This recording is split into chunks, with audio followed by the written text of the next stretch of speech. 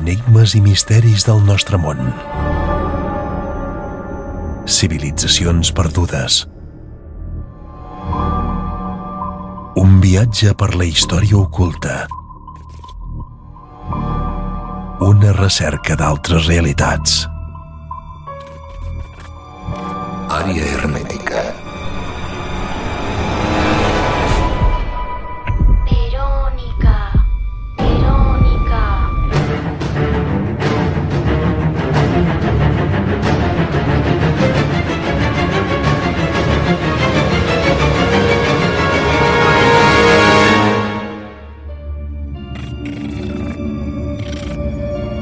Àrea hermètica. A Ràdio Caldes, 107.8 FM.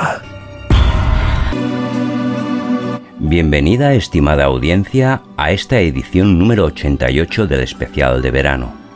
Y bueno, hoy es un programa de estos que tendremos testimonios y de investigación. Y para comentar todo esto y mucho más, pues nuestro gran personaje en humanidades, Albert Carol Vidal. Bienvenido, Albert, ¿cómo estás? Hola, muy bien. ¿Y tú? Pues bueno, ya se sabe de que no hemos podido hacer muchas cosas por el confinamiento y bueno, estamos haciendo como podemos el programa, ¿no? Supongo que tú lo llevarás también un poquito bien. Ahora que nos han dejado un poco de rienda suelta, podremos largarnos un poco a nuestros sitios más apreciados, ¿no, Albert? Sí, nos han dejado la correa un poco más larga. Veremos en septiembre hasta dónde llega. O sea, la cosa la tenemos ahí. Y bueno, hoy vamos a empezar, Albert, porque bueno, contigo vamos a tratar unos temas de unos casos, sobre todo del fenómeno OVNI, ¿no? De dos casos, ¿no? Pero en principio, ¿qué es el caso Planolas? ¿Qué importancia tiene en este plano este caso? Sí, bueno, yo este caso lo conocí a los 10 años, porque yo iba a pasar los veranos a Planolas, que es un pueblo del Pirineo de alta montaña, pueblo de alta montaña. Y bueno, yo iba allí con la familia, con mis tíos y mis primos, a pasar las vacaciones y bueno, el tema allí principal en la casa donde estábamos, los vecinos, que eran los que nos alquilaban una parte de la casa, un piso, pues habían visto un ovni y bueno, y bajábamos a su casa y ahí nos contaban toda la experiencia. Tengo que decir que eran gente muy, muy sabia, sobre todo la mujer, sobre las plantas, conocía muy bien todo este conocimiento tradicional del campo, de las plantas. O sea, gente muy buena persona y que no se inventan las cosas. Además, esto pasó en un valle. Son valles muy estrechos, rodeados de montañas muy altas, con nieve arriba en los picos. Y el pueblo el ovni apareció como en el valle. Un poco entró por los pinos en el bosque. Y curiosamente en el pueblo de delante, de Planolas, también hubo testimonios de estos. Eran como unos en forma de plato volador metálico.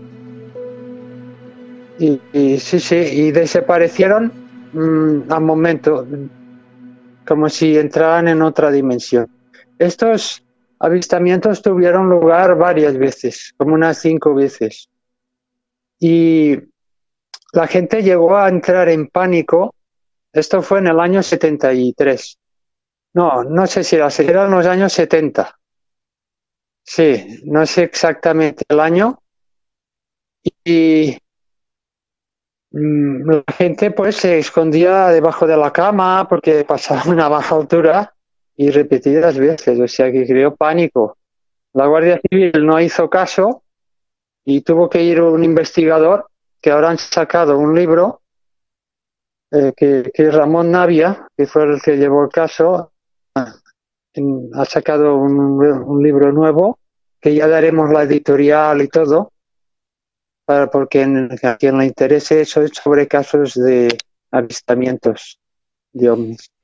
Albert, bueno, este caso, comentemos, era en la zona de la comarca del Ripollés, es la primera comarca del Pirineo, ¿no? Para ya entrar en el Alto Pirineo. Y el caso se dio también en la zona de Nevá, Planolas, toda aquella zona, ¿no? Es la que, para ubicarnos. Navá es el pueblo que hay enfrente de Planolas. ¿Sabes? Del otro lado está el valle y la otra montaña. Allí está Navá. Para ubicarnos sí, hay una familia sí que lo vio, incluso esto sí, si tenéis acceso al libro, pues ahí veis los dibujos. Era un tipo Adamski, un platillo tipo Adamski, porque los platillos pues son tan clasificados por tipos. Nos ubicaríamos cerca de la Collada de Tosas, ¿vale? Sí, Nevá, que también lo conocemos por estudios de catarismo. Es muy interesante lo que dices porque no muy lejos el caso de Coma de Vaca también está muy cerca de la zona, si te acuerdas, con Antoni Rivera cuando lo comentó por programas de radio. Y la zona del nacimiento del río Ter también es muy especial, ¿no? Tanto en el caso OVNI como en las apariciones a través de la historia de seres criptozoológicos como el simiot, no parecido al simiot que hablan de Arlet-Sud-Tech, sino como una especie de yeti del Pirineo, pero más pequeño, ¿no? El simiot que hablan en Arlet-Sud-Tech es más parecido a un perro más grande, ¿no? Y en cambio aquí estamos hablando de un ser que sería más de morfología simia, ¿no? Y toda esta zona, desde Núria, la Vall del Ter, Ribas de Freser, Planolas, toda esta zona hasta llegar a La Molina es una zona muy caliente en la historia. Y si nos vamos a la zona del Ripollés, cerca de Camprodon en Molló, el Coll d'Arès. ¿Te acuerdas de aquel caso del señor que bajaba de la zona del sur de Francia a Barcelona? No me acuerdo cómo se llama este hombre, pero que fue un caso muy sonado y también muchas veces recordado. Sí, todo ese, ¿no? De los años 80, ¿verdad? Sí, fue un caso muy sonado. Sí, y ahora no me viene el nombre. No, si es que para a veces la memoria la tenemos enlatada. Se hizo muy famoso en esos años. Sí, fue un caso y muchas veces estudiado y bastante detallado. Pero aparte de eso, la zona del Coll d'Arès es una zona muy caliente, ¿no? Porque se han llegado a ver luces y fotografiar luces que, bueno, que muchas personas han dado testimonio. Vale. Sí, déjame comentar. Sí, adelante, Albert. Un detalle que se me ha olvidado, que esta nave aterrizó y dejó tres huellas quemadas en la hierba, porque había nieve. Y después esta hierba del investigador, este suelo quedó carbonizado. Hicieron análisis y se descubrió que había estado sometida a la Tierra a 3000 grados. O sea que hay pruebas físicas de este caso. Como si hubiera recibido una radiación muy fuerte, ¿no? Una calor muy elevada, evidentemente. Sí, 3000 grados ya. Ya ves, o sea, tendría la materia de la Tierra tendría que estar fundida, porque si a 1000 grados empiezan a fundirse materiales. Teníamos otro caso de la zona de Sau Gullerías, Albert, que era muy interesante. ¿Nos puedes comentar este caso, Albert? Bueno, esta es la zona de los pantanos. El pantano de Sau y el pantano de Susqueda, que están muy cerca uno del otro. Susqueda es más pequeño y Sau es como más extenso. Yo allí pasaba también las vacaciones ya desde que era muy niño. Y estas son experiencias de hace muchos años, de que yo era ni un adolescente. Y bueno, yo era amigo pues de una familia de agricultores de la zona. Estaban más en la parte del altiplano. O sea, están los pantanos y encima está el altiplano, que ya sería la subcomarca de Poisacabra. Entonces ellos me explicaban historias de los pantanos, porque allí piensa que es un sitio deshabitado totalmente. Ahora no sé si vive alguien allí, creo que hay solo una casa, o sea, es totalmente virgen, pero ellos o que iban a buscar setas o a llevar el ganado, o desde arriba se ve, desde los cerros, pues se ve abajo lo que pasa. Pues ya el mismo libro que te he comentado antes narra un caso de también una nave que aterrizó y de ella salieron unos seres. Esto cerca del pantano de Susqueda.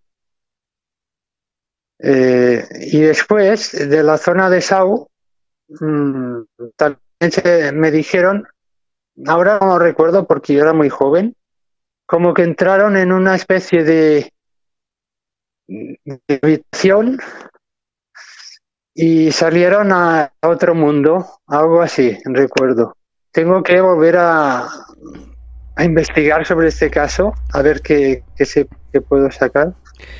Algo parecido. Y una puerta dimensional, piensa que allí hay, no sé si tiene que ver, pero allí hay mucho uranio, hay como una piedra roja, porque es el estrato inferior. No sé si esto puede influir en que allí se forme algún tipo de fenómeno paranormal. Pero comentaron esto. O sea, y recientemente, pues gente ha visto allí un chupacabras. Por la descripción que hacen, que es un tipo de animal negro, como una pantera, pero más grande y con la cola larga. Curiosamente, estos animales, son gente entendida, necesitan mucha agua. Allí hay 2 pantanos y está deshabitado, o sea que es ideal para que esté uno de estos seres. Son seres que no atacan al hombre, pero sí provocan la muerte del ganado. En los próximos minutos hablaremos con los testimonios, Albert, y también abriremos un poco el caso comentándolo con Tania. Y es interesante porque se da también en la zona de las Gullerías, Sau, Montseny, y también es una zona bastante caliente, ¿no? Toda esta zona, o sea, desde la zona de Sant Celoni hasta llegar a la Garrocha, lo que pilla las Gullerías, Sau, Collsacabra, Osona, la Vall de Mas, esta es una zona como muy... es una línea, ¿no? Sí. Recta hasta bueno, llegar. allí en el Montseny, en Vallgorguina, al lado de Sant Celoni, porque yo ahora vengo de allá, curiosamente. He estado unos días allí y he notado mucho la energía muy fuerte. Y allí había una tradición de brujería. Sí, sí, es una energía. Después, además, allí empieza la zona volcánica. ¿Qué pasa? Que los sitios volcánicos siempre, para mí, son muy mágicos. Allí empieza en Hostalric, Girona, La Garrocha. Antiguamente, pues, había volcanes. Una zona muy, muy fértil. Las plantas crecen mucho. Una zona muy especial y también megalítica. Bueno, tú y yo visitamos un megalito, ¿te acuerdas? Que estaba compuesto de pequeñas piedras de cuarzo cuando todo alrededor era piedra caliza. ¿Te acuerdas? Era muy interesante y sobre todo lo que se vio es algo de unas dimensiones increíbles que lo oficial no da pie a esto, ¿no? O sea, sabes de que hay construcciones famosas que son muy importantes, como el Dolmen d'Andaina en Girona, pero ¿te acuerdas cuando estuvimos en la cavidad aquella, la piedra que había encima y que estaba calzada? Aquello es de unas dimensiones increíbles, porque aquello tendría una altura de unos 12 o 13 metros, aquella piedra, y podría tener un perímetro de unos 10 o 12 metros también de radio aproximadamente, ¿no? Y alrededor de la piedra, conforme íbamos dando vueltas, habían cazoletas verticales, tamaño de balones de fútbol, más pequeñas, más grandes, y después el otro dolmen, que tampoco tiene nombre porque no está catalogado, que eran las losas clavadas. Me di cuenta una cosa al ver en aquella zona. Tú, si has estado en Sabasona y has visto la piedra dels sacrificis, la piedra de los sacrificios, ¿la has visto? Sí, he estado muchas veces. Bueno, sí. Pues tú, cuando te pones enfrente de ella, que ves las regatas y todo esto, has visto que hay una piedra, conforme miras a mano derecha, que es una losa que está totalmente clavada. ¿Te diste cuenta que el dolmen aquel que vimos eran losas clavadas, no eran piedras que aguantaban losas de arriba, eran piedras clavadas encima de un montículo hecho especialmente porque yo creo que aquello, la acumulación aquella de tierra o ese montículo, creo que se hizo especialmente para construir aquello, y aparte de unas dimensiones muy grandes, pues bueno, podemos sacar muchas conclusiones. Quien quiera ver la documentación que hicimos sobre estos está en YouTube, en Àrea Hermètica Radio, y también en el grupo Secrets del Pirineu. Pues picáis San Joan de Fábregas y veréis ahí nuestros vídeos y fotografías del hallazgo. Y bueno, y lo que me pareció ya más increíble al ver es que echamos unas fotografías y nos salieron unas esferas. No vamos a opinar ni a entrar porque tampoco entendemos mucho de fotografía, pero fue bastante curioso. Metálico. Sí, un metálico negro. Ya digo, no vamos a entrar en objetividad porque no somos entendidos en fotografía. De esta zona, Albert, ¿qué es lo que nos puedes detallar más? Porque, bueno, muchísimos años yendo a esa zona, pues tú tienes ahí bastante información y muchos detalles escondidos. Sí. De las cosas que más te recuerdan. Mira, hay una ermita muy antigua que está en Tabartet. Tabartet está encima de Sau, arriba en el altiplano. Y es curioso, bueno, tiene el ábside cuadrado, con lo cual, según dijo Jesús Ávila cuando vino aquí al programa, eso era prerrománico, anterior al románico. Que pasa que después está restaurada en barroco, más tarde, o sea, se han ido arreglando. Y justo en el ábside, afuera, hay un círculo de piedras, un cromlech, con en el centro unas losas en el centro, formando como si fuera una sepultura. Esto quiere decir y se llama San Corneli, que podría ser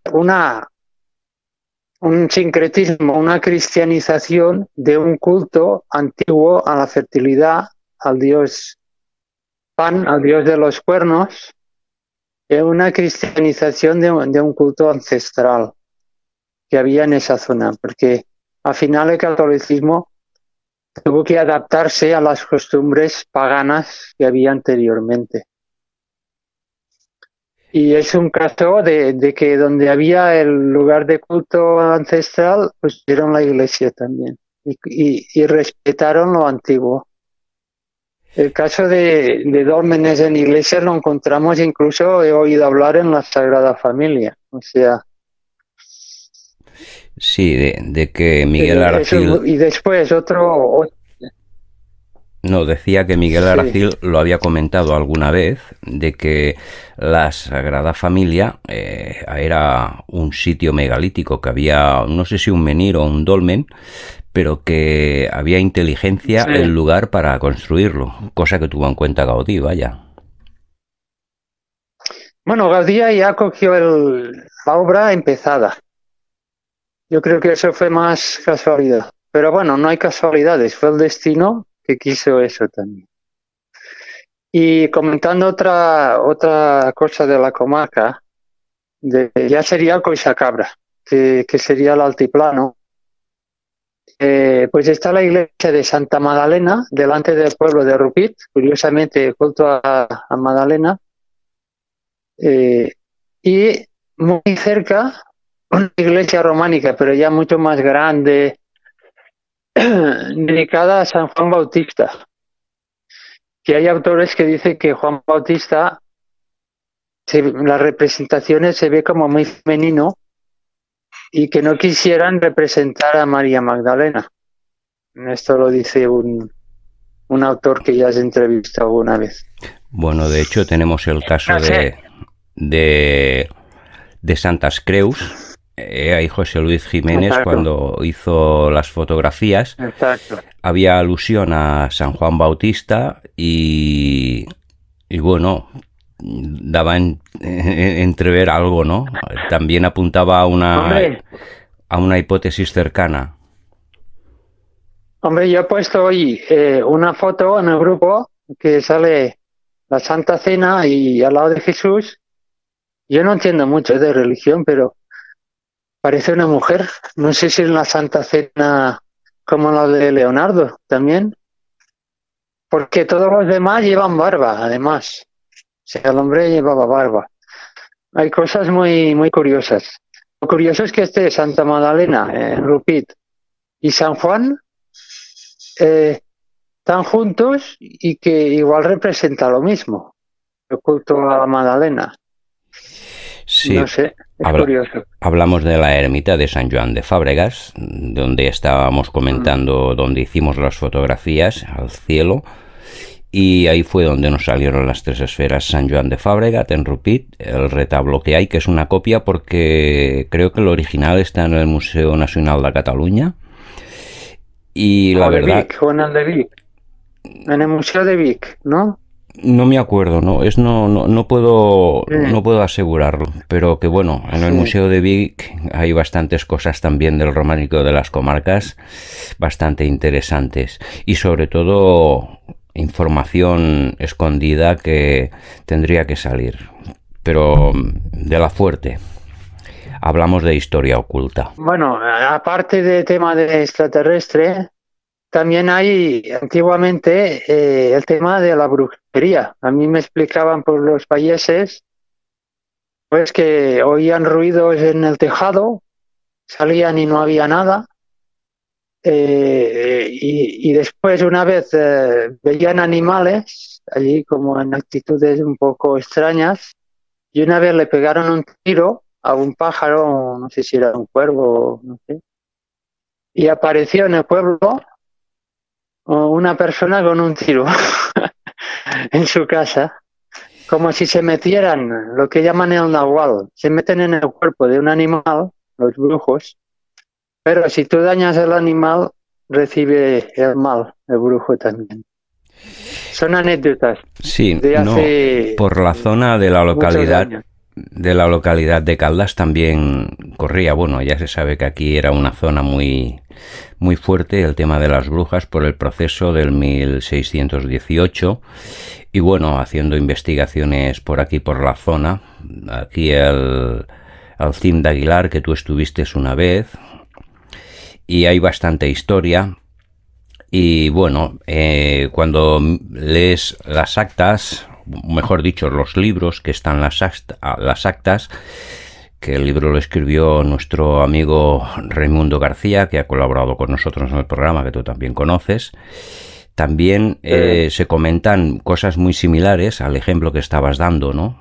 Y es un tema bastante muy interesante, porque todavía quedan cosas por ver, porque, bueno, mayormente en estas cosas nos damos un poco la oportunidad de hablar y hacer, porque ponemos la conciencia un poco abierta, ¿no? Las personas están acostumbradas a que se lo den masticado. Pero bueno, Sí. Sabemos de que somos personas que nos gusta ir a los lugares y bueno, no se sabe en el momento una verdad, pero siempre podemos jugar con unas hipótesis, con un juego de hallazgos y bueno, podemos deducir según qué cosas, ¿no? Ya que llegar a una conclusión fija es muy difícil y complicado por ciertas razones que quizás mejor no mencionar. Sí. Bueno, digamos que la conclusión que saco es que hay un nivel de conciencia que está por encima del nuestro. Es como nosotros estamos por encima de los animales y de las plantas. Pues hay un nivel que está por encima y que nos usa, nos utiliza. Pero no es que sean superiores a nosotros, ¿eh? O sea, al final la conciencia es toda la misma. Están en un nivel diferente. Y bueno, esto al principio te queda un poco de depresión porque, claro, nos enseñan que somos los reyes de la selva, ¿no? Y al final te tienes que ir acostumbrando. La verdad, pues, no es fácil. Desde luego que vale. No, Albert. Pues bueno, Albert, ya estamos comentando los últimos toques de la charla contigo y seguidamente pues pasaremos a la entrevista con Diego, el testimonio que nos traerá Tania y seguimos hasta después, Albert, ¿qué te parece? Muy bien. Área hermética. Navegamos a la otra realidad sobre el hilo de Ariadna. En Radio Caldas 107.8 FM.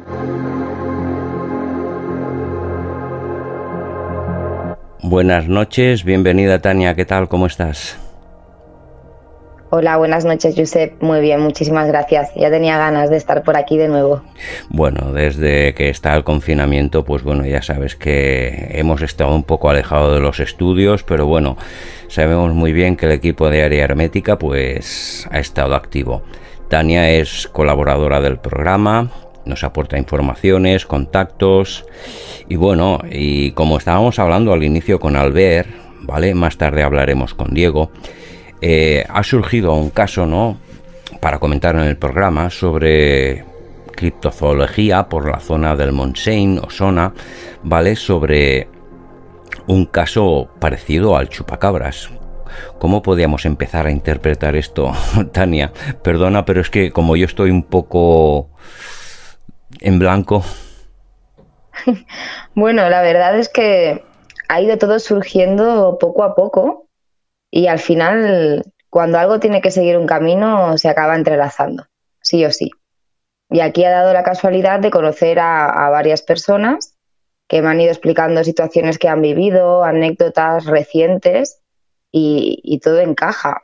Por ejemplo, por un lado tenemos el testimonio de Josep, tocayo tuyo, de Josep también que, bueno, él en el pantano de Sau hace cuestión de un año aproximadamente, dando un paseo con los perros, pues se encontró con un animal más grande que un Rottweiler, tanto de altura como de largo, con una cola como una pantera totalmente negro, y fue una sensación bastante extraña la que sintió, tanto que en cuanto pudo se dio la vuelta y se fue de nuevo. Y si esto lo enlazas con lo que explicará Diego ahora más adelante, pues claro, no hay tanta distancia de un sitio a otro, la cuestión es la zona que está tocando. Y luego pues también la oportunidad de conversar con Ramón, que yo no lo sabía, pero también porque hace poquito que empiezo con todo esto, ya sabes, y tengo mucho por aprender. Pero Ramón también me mostró el trabajo que lleva haciendo durante años con también la criptozoología y con esto en concreto, con este animal, digamos en concreto. Y bueno, pues al final sin quererlo, aquí se ha abierto una pequeña investigación, al menos para ver qué es lo que está merodeando por nuestros bosques. Sí, desde luego, cuando estábamos hablando con Albert, bueno, Albert, como ya sabes, pues la zona del Ripollès, la zona de las Gullerías, Collsacabra, Osona, pues bueno, en la década de los años, finales de los años 70 y 80, pues bueno, de niño pues era muy habitual estar de vacaciones allí con su familia. Y bueno, como Albert era una persona de mente abierta, pues estaba a la guay de lo que podía pasar de estas cosas, ¿no? Como nos ha comentado hace unos momentos sobre los casos OVNI y todo esto, y nos hacía una referencia de que este animal estaba vinculado a una zona donde hay agua, o sea, los dos pantanos, el de Sau y el de Susqueda, que están muy cerca. Y esta zona, como tú bien sabes, hace un año hicimos una investigación y hay lugares megalíticos que no están catalogados, pero que son increíbles. O sea, tenemos factores criptozoología, zona telúrica fuerte, zona OVNI, también porque se nos dio el caso, como en la ermita de San Joan de Fábregas, en Rupit, pues bueno, en ciertas imágenes nos salieron como 3 esferas negras, ¿no? No vamos a entrar si eran ovnis o no, pero bueno, ovnis sí, porque son objetos volantes no identificados que no se saben. Y hay gente que interpreta los ovnis que están identificados. No, es algo que vuela que no se identifica. O sea que está catalogado como ovni. Y es una zona importante, ¿vale? Pues a través de la tradición histórica, pues de que ha habido fenómenos de ovnis, de apariciones de humanoides, o sea, que es una zona caliente. Desde Vallgorguina, trazando una línea por el Montseny y las Bulerías, Osona, hasta llegar al Pirineo, a la Garrocha, y si te vas más para arriba, te vas hacia la parte de Francia, ya dirección Canigó, la línea recta esta, que está el Coll d'Arès, que también hubo mucha fenomenología en el caso OVNI. Pues imagínate lo que tenemos ahí, Tania. Es una pasada. Y también desde Vallgorguina hacia el otro lado, si mirásemos para el otro, más para la izquierda, también es una zona bastante fuerte que llega hasta Montserrat, y de Montserrat a los Pirineos, ya que al final es como el típico triángulo, y lo que es durante esas líneas y lo que hay dentro es bastante potente. Y sí, pues Susqueda, Sau y todos estos sitios se encuentran justo en medio.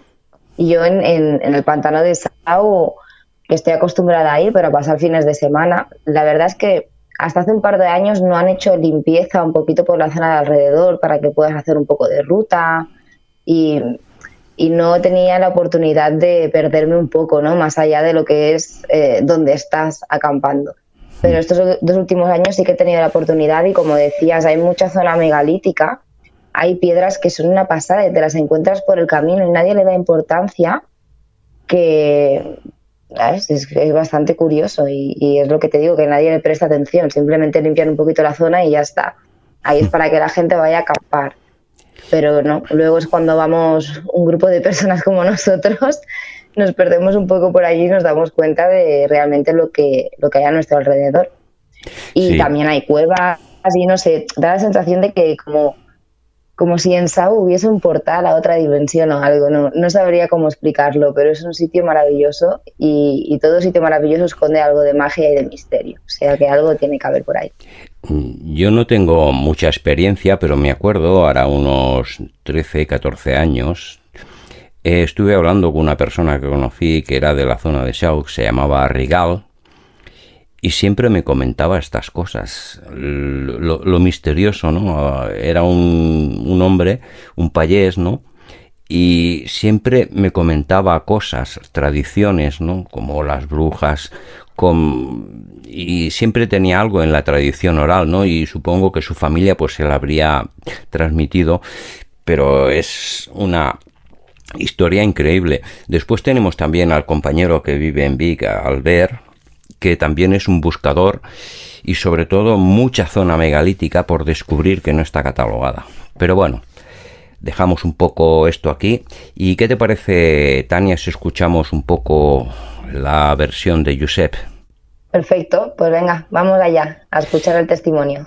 Pues estaba con unos amigos en el pantano de Sau pasando el fin de semana, que es donde solemos ir en verano, todos los veranos. Y a mí me gusta ir a desconectar un poco andando por los alrededores. Me puedo estar un buen rato por allí.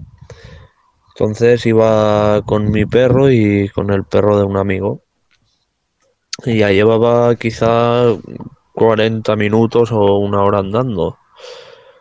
y empecé a notar a mi perro que estaba bastante atento al lado derecho del bosque de donde yo andaba, y parecía que había algún tipo de animal.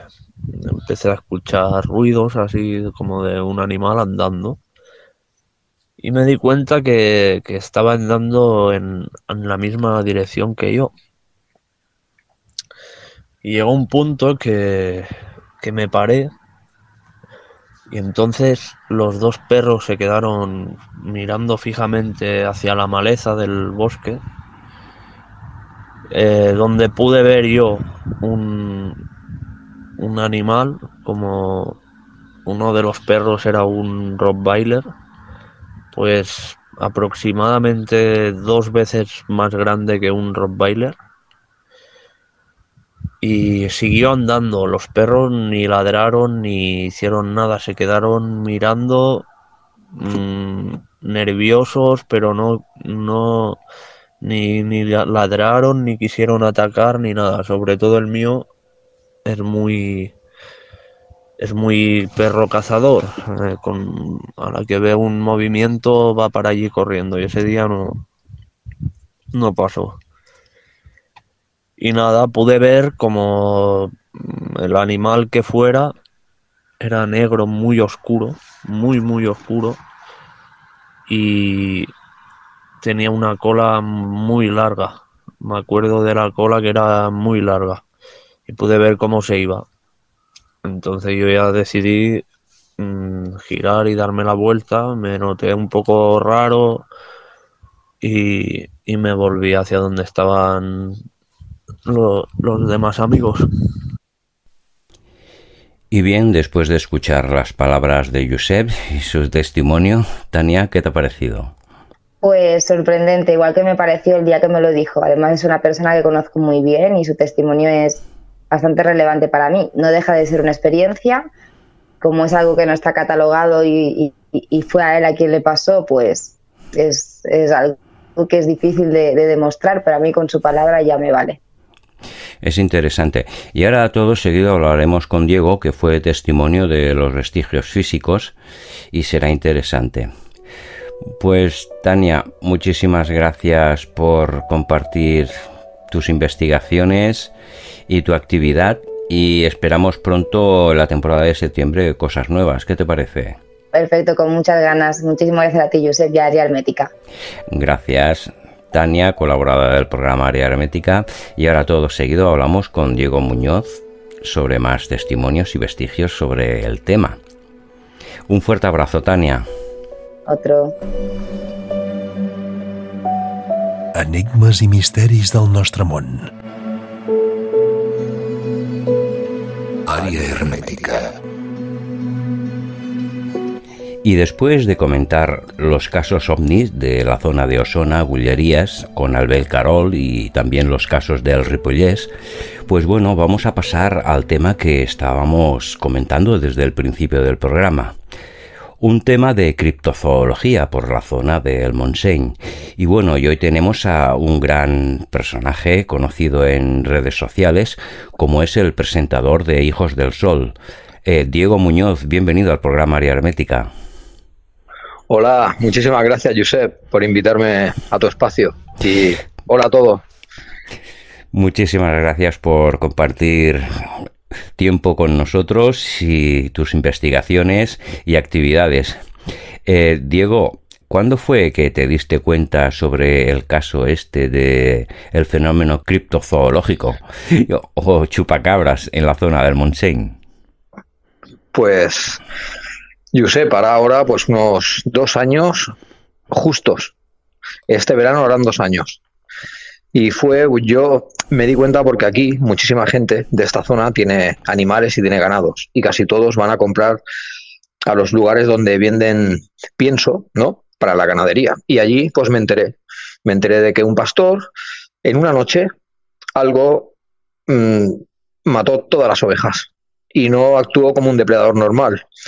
Aquí, en estas montañas del Montseny, aquí tenemos los últimos animales que han integrado, pero no encajan en la descripción con lo que pasó, son linces americanos. Lo hicieron para repoblar pero hay un gran problema aquí con los senglars, como se dicen aquí.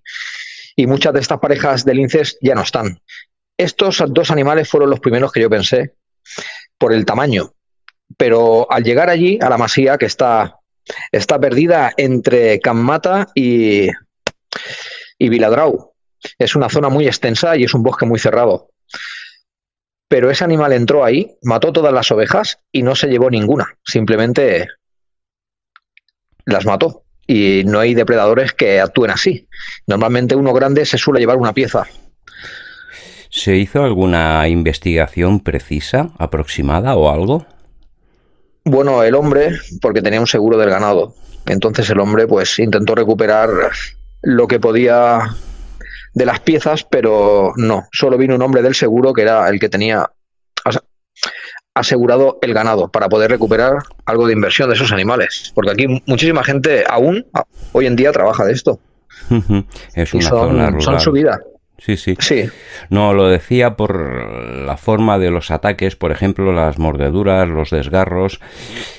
Comparándolo con, por ejemplo, con el chupacabras, se sabe que los ataques del chupacabras tienen una cierta precisión o una mordedura, y era pues por lo menos un poco si se sabía algo de estos detalles, si eran unos ataques con unas señales de colmillos, carne desgarrada, ¿vale?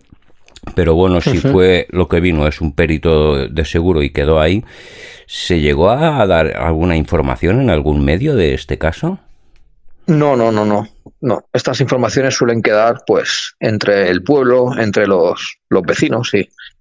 Es que fue muy extraño, aquí no hay animales tan grandes. Y también incluso estuve investigando, hice un vídeo y todo de este tema sobre los famosos Big Cats. Estos gatos extraños, negros, grandísimos, que se han visto por muchos lugares, incluso aquí en España, abajo, en el sur. Y estos animales están. No se saben todavía qué tipo son. Si es que se han escapado de alguien que los tenía en privado, o es que no se sabe muy bien, pero aquí no hay animales que actúen así. Las heridas que tenían estas ovejas, pues eran todas en el cuello. Todas estaban muertas. A ver, el aspecto era dantesco, Josep? Porque yo fui justo cuando hacía pues 24 horas. Y el hombre no había limpiado ni había hecho nada, lo había dejado todo así para que viniera el perito. O sea, que fuiste testimonio de aquel hecho. Sí, claro. De las víctimas. Claro, si aquí nos conocemos todos. Sí, claro. Y claro, era un hombre, es gente mayor, y claro, pues a ellos les toca de lleno esto porque viven de ello. Y una pérdida así, pero es que fue brutal, Y claro, aquí no hay animales que encajen con estos ataques, no actúa como un depredador normal. Puede que una jineta, si se mete en un gallinero, si mate todas las gallinas, pero estamos hablando de 20 a 23 ovejas en una noche y el hombre viviendo al lado ni se enteró. Es curioso el caso, por eso. Muy curioso. Sí. Y todas en el cuello, Todas con mordeduras de colmillos, pero no se pudo identificar. ¿Se tiene alguna noción de algún caso similar o a través de la historia de ataques similares en la zona de Montseny y de Osona? Aquí no, aquí en el Montseny no, pero sí en Jaca y por la zona de Sabiñánigo. También hay reportes también del año, creo que, atención que nos remontamos al año 96. Y sí, algún animal grande, un depredador, mató pues casi 40 o 50 ovejas en una noche, pero no se sabe qué es. Es que no se puede llegar a ninguna... No dejan huella, Solo están los cadáveres. O sea, ya está. Es muy extraño, los animales no actúan así. Yo me acuerdo que hubo casos, pero no sé si fue sobre el final de la década de los 80 por la zona de Navarra, también por Burgos, pero bueno...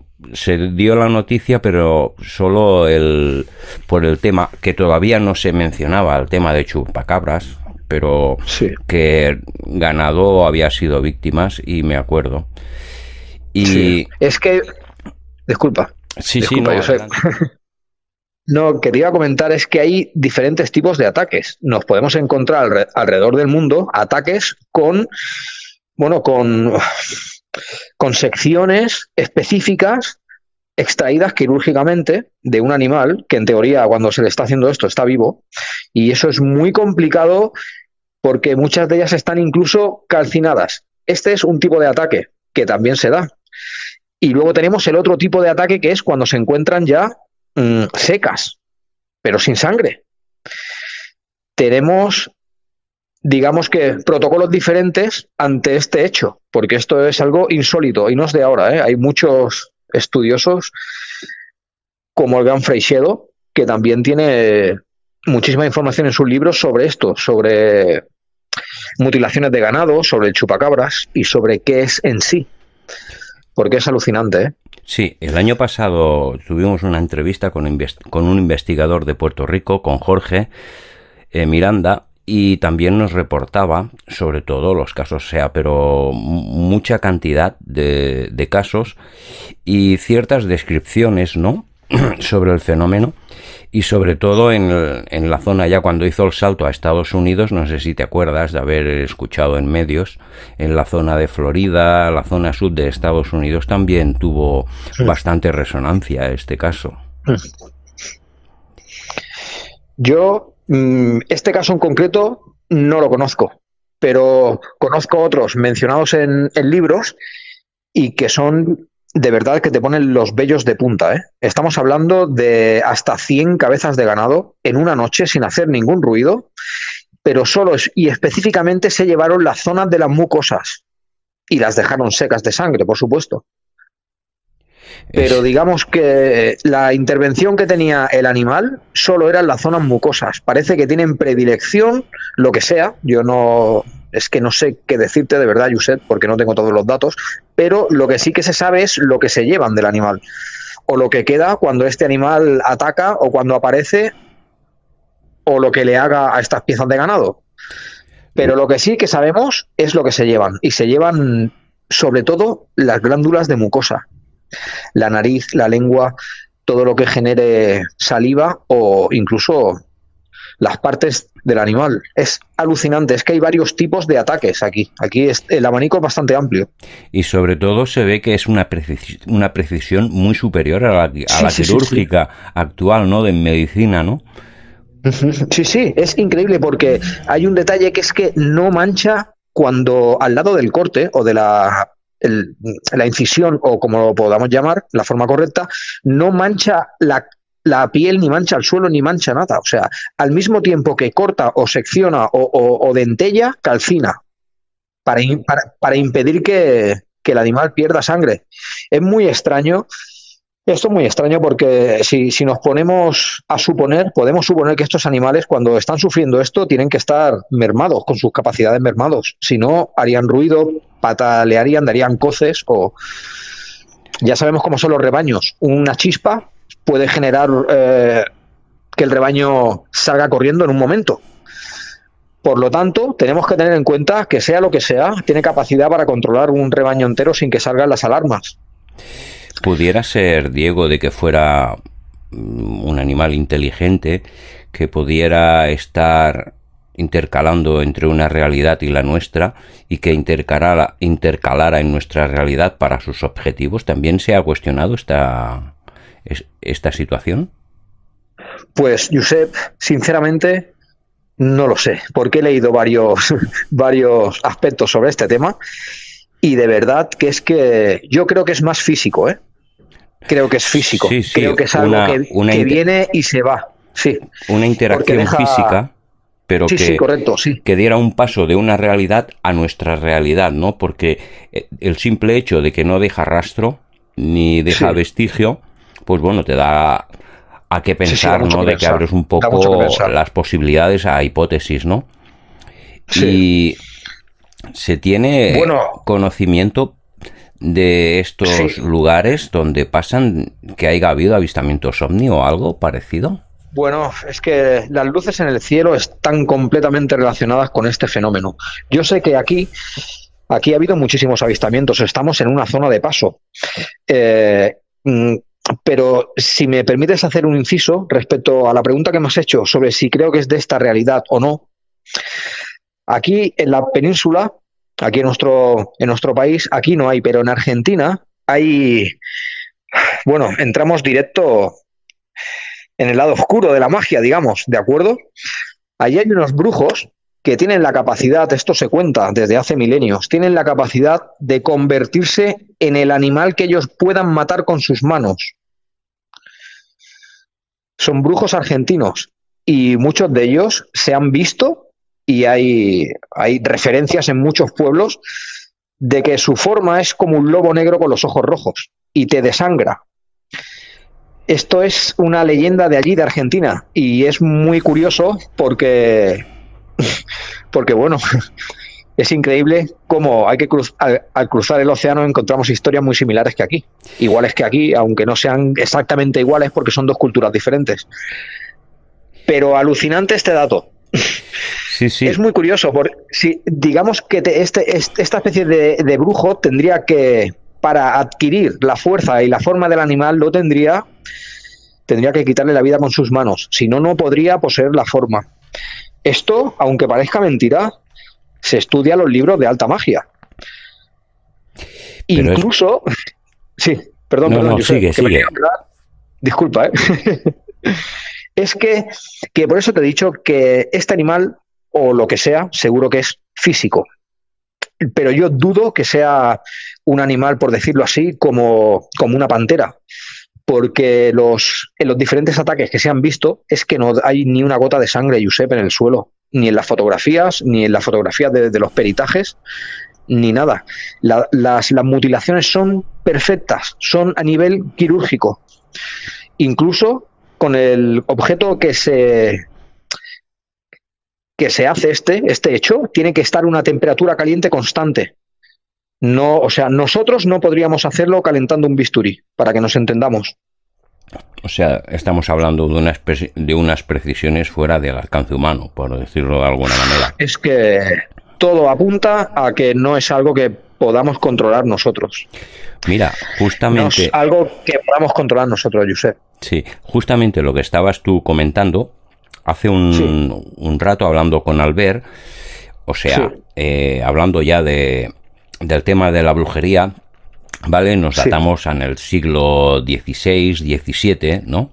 Y ayer comentó justamente una leyenda recogida por Albert en la zona de Sau, de las tradiciones orales de la gente mayor a través de la historia, y decía de que cuando había una persona que era bruja se podía transformar en un animal, y las personas, como tenían noción de que estas personas se podían transformar en ciertos animales, dicen la leyenda o la tradición oral de que hubo una persona que se transformó y en cierto momento unas personas vieron un animal, supuestamente era un gato, y lo daban de que era una transformación de brujería, y entonces resulta de que con escopetas mataron al gato, y al día siguiente la persona que encontraron, que decían que era bruja, estaba muerta con un tiro. Ostras, o sea, que es pero es que esta tradición corre por toda la península, no es solo aquí en Cataluña, ¿no? O sea que es muy, muy interesante. Es que, toda. Sí, este dato que has dado es interesantísimo. Bueno, nosotros somos criados aquí, en estas tierras, y somos conocedores de esto. Sabes que aquí, cuando se aplicó el martillo de las brujas, este libro famoso de la Iglesia, en la parte norte de España, más de 600 familias generacionales vinieron aquí, a Cataluña. Cuando digo generacionales, me refiero generacionales de brujería. Iban pasando sus conocimientos de madres a hijas. Muchas de ellas eran mujeres normales, simplemente estaban más conectadas con la tierra y sabían qué ungüentos, qué cataplasmas y qué plantas utilizar. Incluso muchos vecinos recurrían por problemas con su mujer por no poder tener hijos. Había, digamos que varios tipos, pero la Iglesia no hizo distinción, Entonces, aquí, a estas tierras, aquí tenemos Vallgorguina, está a 10 kilómetros de donde estamos hablando ahora mismo. Hay muchísima tradición sobre brujas que creaban tormentas de granizo y también bailaban. Atención, porque este dato es muy interesante, la sardana, ¿sabes de dónde proviene el baile de la sardana? Sí, pero danos la información tú. Bueno, sí, disculpa, Josep, que es la primera vez que salgo en la radio.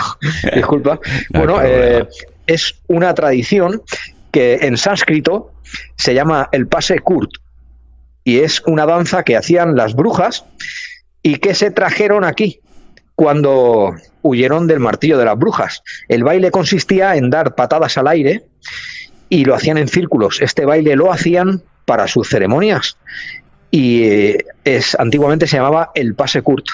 Es interesante. Sí, es al igual que los castellers. Los castellers estamos en tierras de leyenda, de mitos y de gigantes. El folclore, hay fiestas conmemorativas que gigantes que ayudaron a construir puentes y castillos en otras épocas, según los mitos y las leyendas, entraban a las ciudades a por comida y el pueblo los abastecía. Todo tiene una raíz, todo. La historia es increíble, es fantástica. Sí, sobre todo si te das cuenta, la jota también está basada en este arte, porque bueno, la forma de bailar son saltos, con las manos siempre elevadas, como la sardana. Sí. ¿Vale? Sí. Después también hay dos apuntes más, como puede ser la comarca de la Cerdaña y la isla de Cerdeña, ¿vale? Que también ha habido en obras que se han comentado posibles hipótesis, pero que todo esto se remonta incluso a una época muy ancestral, ¿no? O sea, no nos vamos a ubicar desde la época de los celtas o los íberos, ¿no? Sino una época ancestral, posiblemente de la era del megalitismo, que todavía no está datado, aunque digan que ciertos megalitos tienen 3.000, 4.000, 5.000 años. Eso fue una cultura muy anterior. Lo que pasa es que culturas como celtas y íberos tenían este conocimiento para sus tradiciones sagradas, sus rituales, sabían que eran iconos de energías telúricas, aprovechaban estos lugares para hacer enterramientos, porque ellos se imaginaban de que estar en un vórtice, pues bueno, estaban más cerca de la realidad, no esta sagrada que llamaban, y es súper interesante. Sí, por supuesto. Ya sabes que donde hay un dolmen, un menhir, una iglesia, debajo siempre suele haber otra construcción mucho más antigua. Los antiguos conocían las líneas Lane, las líneas del dragón que rodean, son unas líneas magnéticas muy antiguas que se aprovechaban para algo que nosotros desconocemos. Si te das aquí cuenta... en esta zona, sí. Bueno, disculpa, Josep, que te piso sin querer. Aquí en esta zona tenemos una zona muy interesante que es la zona de Osrius. Aquí un constructor privado construyó un moai y un elefante de piedra justamente en el paralelo 33, que está, orientado a las pirámides de Egipto. Y nunca fue revelado quién fue hecho. Para verlo todo tienes que hacer un círculo, ¿vale? Para ver las tres construcciones. Es un círculo de iniciación. Sí. A lo que me refiero que es que el que construyó ese lugar aquí cerca tenía nociones de la iniciación y tenía nociones del misticismo. Si no, no construye esto orientado hacia las pirámides, hacia ese lugar tan importante. Sí. Y respecto... Disculpa, es que me pongo a hablar y no paro, Josep. Es que estás para hablar. Sí. Gracias, Josep. Otra cosa que te quería comentar, que es muy interesante, y es, ya hemos dicho que estamos en tierra de mitos, de brujas y de leyendas, pero no solo aquí, es increíble. Respecto a lo que me has dicho de las transformaciones de un hombre que adquiere la forma de un animal, de los diferentes tipos de brujería que hay, porque los hay, o las ha habido, perdón. Si nos queremos remontar al principio del primer hombre que pudo cambiar, según las escrituras, nos tenemos que remontar a Arcadia, la llamada Arcadia feliz, ¿de acuerdo? Pero este nombre lo que esconde es una cruda realidad. Nos desplazamos a Grecia, al Peloponeso, y al rey Licaón. ¿Sabes la leyenda del rey Licaón, no? Invitó a Zeus a una cena y este hombre le dio de comer carne humana. El Zeus enfureció y lo convirtió en un animal. Le dijo, comes como un animal, pues vivirás como él. Y de ahí viene el rey Licaón, el primer licántropo. Su dinastía de hijos fueron todos unos salvajes y todos, según la historia, eran cambiantes. Alucinante. Incluso hay pueblos de Sicilia que hay tradiciones que antes los bebés nacían con la llamada capucha, que es la placenta cubriéndole la cara. esto era una señal de mal presagio y ese niño era apartado completamente del pueblo y era criado aparte porque se decía que guardaba el linaje del rey Licaón y estos niños eran apartados de la sociedad. Interesante. Alucinante. Lo que nos estás comentando. Sí, sí. Siempre la mitología, la historia, la leyenda, pues siempre hay una parte. Y bueno, Sí. dicen los entendidos que siempre hay una base de realidad, ¿no? Y bueno, y ya Sí. es la persona que se tiene que poner en una especie de investigación o iniciación para encontrar estas cosas que a veces, como Sí. tú sabes, que eres un hombre de pisar tierra, de pisar campo, eres Sí. un hombre que te muere, que te mueves, y bueno, Sí, es verdad, sabiendo que te mueves, te dan razones a cuestiones que nos hacemos, ¿no? Yo también soy Sí, igual, sí. pienso que cuando vas a los lugares tienes el presentimiento y después cuando sales del lugar parece que te ha cambiado un poco, ¿no? La forma de pensar, Sí, sí. porque te vas con, no sé, como un estado de Completamente. moral y positividad, ¿no? A mí me llenan. Completamente. Pues mira, te iba a comentar una cosa. Habíamos comentado lo de las Sí. brujas, ¿no?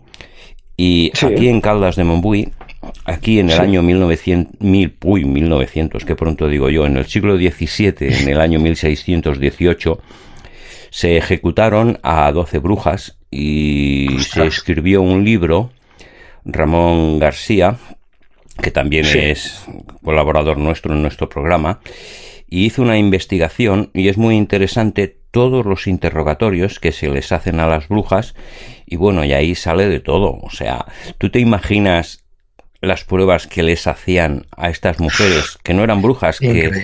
podrían Claro. ser más que nada trementinairas, o sea, mujeres que Sí, sí.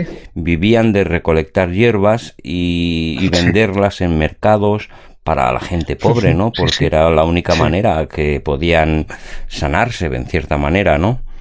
Pues Sí. una de las pruebas que le hacían era si no tenían cabello en las axilas, ya las declaraban brujas, porque decían que si no tenían cabello era del roce del palo de la escoba. Tú imagínate qué retorcidos que llegaban Madre mía, a ser. por favor, Dios mío. Cuántas mujeres y las que no sabemos. Y las que no sabemos, O sea, por desgracia, porque antes la no había censo ni ignorancia- había nada. Sí, La ignorancia que Correcto. había Correcto. era el clero. Y aquí en Caldas podemos hablar porque era fue un proceso popular, o sea, no intervino la Inquisición. La Inquisición intervino en cierta manera dando un visto y clave, ¿no? Pero fue un juicio popular a nivel de la localidad de Caldas de Montbui, ¿no?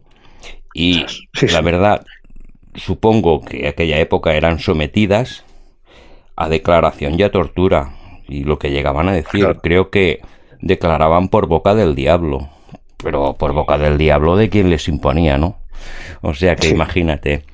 Aterrador. Aterrador. Vamos a pasarnos ahora un poquito al tema ovni. ¿Qué te parece, Diego? Ah, bueno, como tú quieras, por supuesto. A ver, Por ¿qué...? supuesto. Ah, oye, Josep, disculpa un momento. Sí, dime. Si me dejas hacer un pequeño aporte solo. Sí, adelante. ¿Sabías que la NERVE, esta sociedad secreta, al igual que Thule y Brill, estaban muy interesados en todos estos hombres de linajes antiguos? Estuvieron buscando descendientes del rey Licaón por toda Europa. Y el señor Otto Hoffler, un ocultista de renombre, aparte de otras cosas, pero bueno, si estamos tocando solo lo que este hombre investigó, dejando aparte que pertenecía a un grupo, bueno, a los nazis, vaya, esta sociedad secreta, intentó obtener, atención, intentó obtener los descendientes directos de Licaón. Y llegaron, ellos creen, o ellos aseguran que llegaron a tener 7. Y les hicieron como es un ritual para ver si de verdad eran ellos. Atención al ritual, Tenían que cruzar, o sea, primero quitarse la ropa, dejarla escondida. Y esto aquí entramos en el lado del misticismo. Si alguien tocaba la ropa, el licántropo no podría cambiar a la vuelta. Aquí entramos ya en temas de magia. Este ser se desnudaba, cruzaba un río y luego venía el cambio.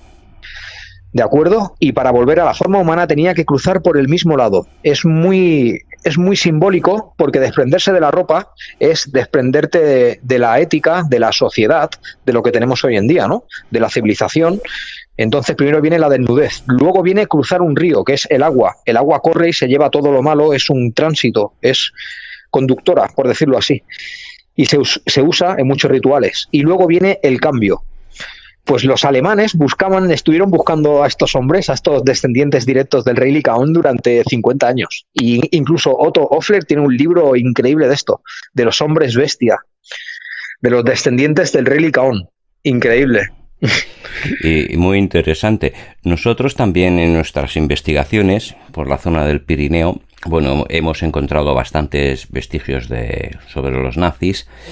Y sí, bueno, que ya hemos comentado en otros programas sobre la búsqueda del Grial, las expediciones que montaron, como fue la primera de Otto Rahn y después la segunda, cuando ya falleció Otto Rahn, de Otto Skorzeny, que Otto Skorzeny fue el que liberó a Mussolini en los Alpes, y este señor estuvo en la época de Franco en Mallorca viviendo a su aire, ¿no?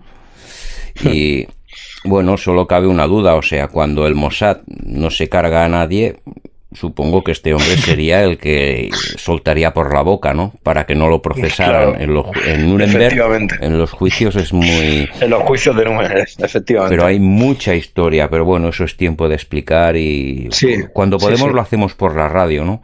Pero claro, también es un poquito complicado porque a veces hay personas que se sienten ofendidas y bueno. Claro, es que este tema es muy delicado porque hubo mucho sufrimiento en esa época, muchísimo. Y aunque intentes tener un ojo crítico y hablar así sin para que nadie se ofenda, siempre hay gente que sale mal parada. Sobre todo cuando ha habido tanto sufrimiento, porque fueron unas épocas de mucho dolor. Es un tema muy delicado. Pero cuando comentamos cosas, a veces la ignorancia, cuando tú estás transmitiendo una información, hay personas ignorantes que lo confunden con apología. Y esto hoy en nuestros días pasa, ¿no? Y bueno, hemos recibido muchísimas críticas. Y vamos a ver, nosotros cuando hablamos damos la fuente de la información, no es nuestro, no es nada. Nosotros no estamos defendiendo nada, ni estamos nada. No. Sí que damos pie a muchas expresiones de los investigadores, autores o investigadores en el programa, ¿no? O sea, intentamos mostrar una libertad de expresión sobre los trabajos de las personas que pasan por el programa, como tú ahora estás pasando tus experiencias, tus trabajos y nos los estás comentando, pues es una forma de abrir conciencia para poder entender. ¿Que nos sirven las informaciones? Bien, lo importante es que la persona se formule cuestiones y sepa en el momento adecuado de que cierta información le puede servir para adquirir o por lo menos intentar adquirir un cierto conocimiento sobre su búsqueda, ¿no? Interior, por decirlo de alguna manera. Sí, correcto. Es que tenemos que ser objetivos con toda la información que recibimos. Y hay temas que son muy delicados. Yo en el canal de YouTube, me refiero, en Hijos del Sol, yo no toco temas de la Segunda Guerra Mundial. No lo toco porque es un tema muy delicado, entonces pues suelo hacer otros tipos de vídeos de naturaleza, de misterios. Pero hay temas que no suelo tocar porque duele, porque sé que duele. A la sociedad aún está muy herida y hay mucho sufrimiento. Y mejor hay temas que, como son heridas abiertas aún, pues y hay gente, yo lo reconozco, que hay gente que le molesta y lo pasan mal. Pero hay un detalle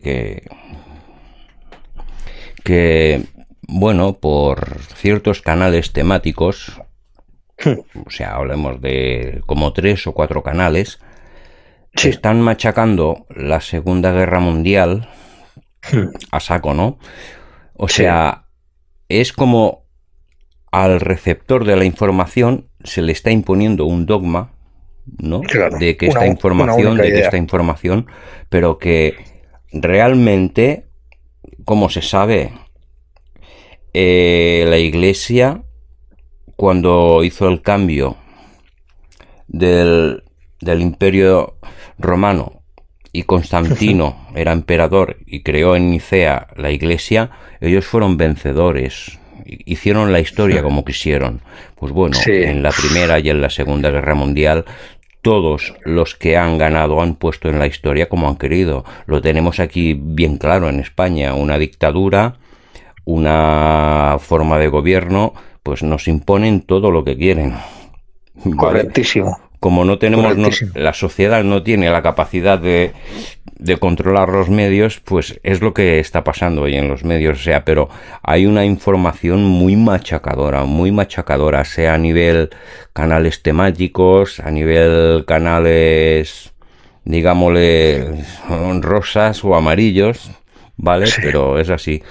¿Qué te iba a decir, Sí. Diego? Sí. Hablábamos de la zona de caliente de ovnis. Tú, en tus paseos rutinarios, ¿qué has encontrado por ahí? Fua, bueno, la pregunta del millón, Josep. Mira, se me ponen los pelos de escarpias, de verdad.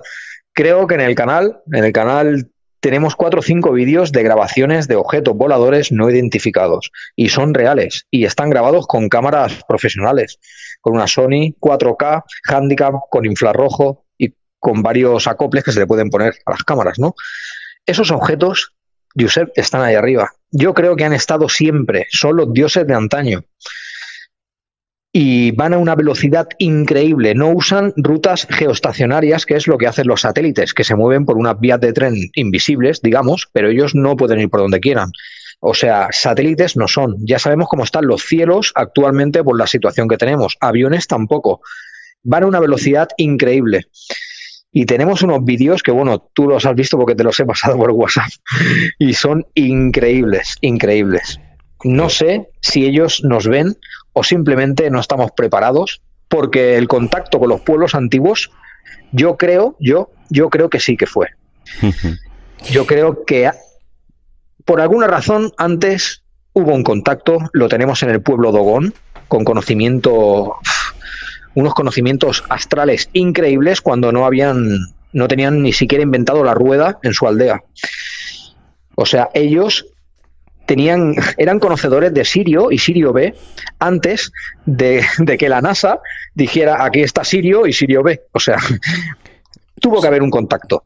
¿Qué pasa ahora? No lo sé, pero en los cielos pasa algo, porque se está viendo por todo el mundo. Es alucinante, Josep. Mira, te voy a poner un caso. En la montaña de Santa Bárbara, en la comarca de Matarraña, arriba hay un santuario, ¿no? Y hay una clase de cazoletas, ¿no?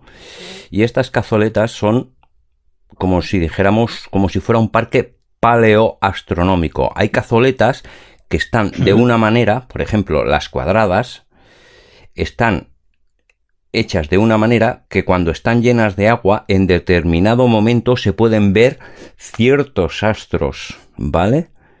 Y ciertas constelaciones. O sea, ¿qué nivel de inteligencia en astrología y astronomía había en aquellos tiempos? O sea, estamos hablando de época megalítica, ¿no? O sea, no vamos a decir íberos, celtas, no, o sea, anterior. Muy anterior, ¿no? Porque esos vestigios megalíticos yo considero que pueden ser hasta prediluvianos.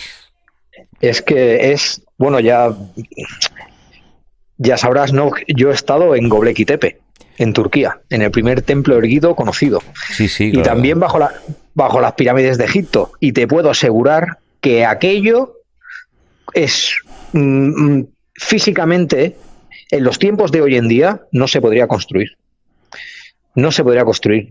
Y de verdad, he estado por túneles de cuarzo bajo la pirámide de Keops. Y llegué hasta una zona que se llama la Sala del Caos, la Cámara del Caos. ¿Sí? Muy poca gente ha estado ahí abajo. Esta cámara, Félix Rodríguez de la Fuente estuvo allí. Uy, perdón, Dios mío, que tengo un libro en la cabeza. Disculpa, Jiménez del Oso. Este gran hombre que ya no está. Disculpa. Lo que podemos encontrar en esta cámara, bajo las pirámides, es una cámara que tiene tendencia de resonancia olmeca. Es una cámara, tiene un parentesco increíble con las cámaras de resonancia olmecas. Tiene unos agujeros con un detalle y una precisión increíble. Bloques de 70 toneladas. En tiempos donde no había la rueda ni la cuerda en sí como la conocemos. Las cuerdas eran de palma, secas y enrolladas. Aquello es increíble, porque digamos que hay dos Egiptos. Hay el que nosotros vemos y hay otro bajo la arena. Bajo la arena hay un Egipto que guarda más similitud con Sacsayhuamán, Pumapunku y todas estas construcciones preaméricas. Es increíble. El templo de la Esfinge parece Sacsayhuamán. Es alucinante. Por lo tanto, estas culturas tenían un conocimiento que nosotros no. O sea, yo no me puedo creer que los egipcios, viviendo en casas de adobe, que es caca de vaca secada al sol, con perdón de la palabra, entre un charco y una pradera aprendieron matemáticas avanzadas y el número pi, porque está en la pirámide. Los cálculos son perfectos, matemáticas avanzadas, es imposible. Tuvo que haber un contacto antes. Es lo que yo creo, ¿eh? Sí. Sé que habrá gente que podrá discrepar, pero es lo que yo creo, ¿eh? Bueno, lo que son civilizaciones ancestrales y la precisión más detallada la tenemos en las juntas de la unión de estas piedras. O sea, un papel simple de fumar lo pasas y no pasa. Bueno, te entra a lo primero, sí, pero después no. O sea, una precisión increíble. Sí, es mágico, Josep, mágico. Diego, estamos ya llegando al final de la entrevista, que tenemos el tiempo un poco así, un poquito justo. Yo te convido, Diego, a otros próximos programas, si te apetece. Claro que sí, por supuesto. Muchísimas gracias y disculparme por los errores gramaticales, que es que he estado muy nervioso, que es la primera vez que salía en la radio.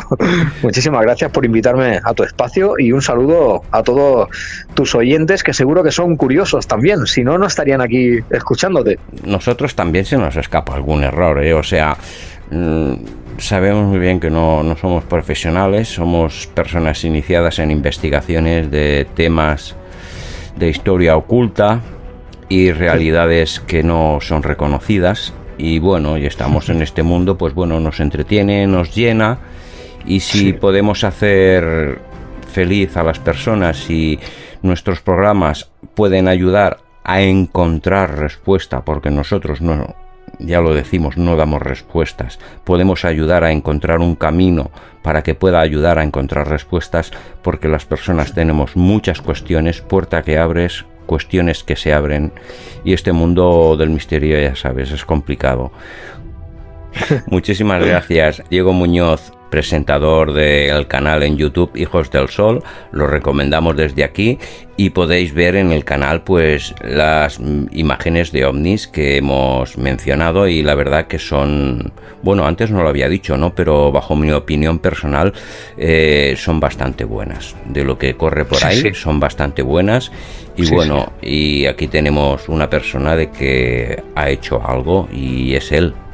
No un vídeo que pongo y no sé de dónde viene. La fuente tiene base. Claro. Recibe un fuerte abrazo, Diego, y próximamente pues intentaremos montar otra aventura, ¿de acuerdo? Muchísimas gracias, Josep. Muchísimas gracias. Hasta pronto. Adiós. Hasta pronto. Adiós.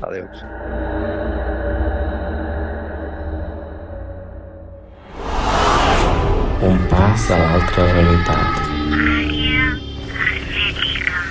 Enigmes i misteris del nostre món. Àrea hermètica. Civilitzacions perdudes. Un viatge per la història oculta. La recerca d'un origen. Una recerca d'altres realitats. A Ràdio Caldes, 107.8 FM.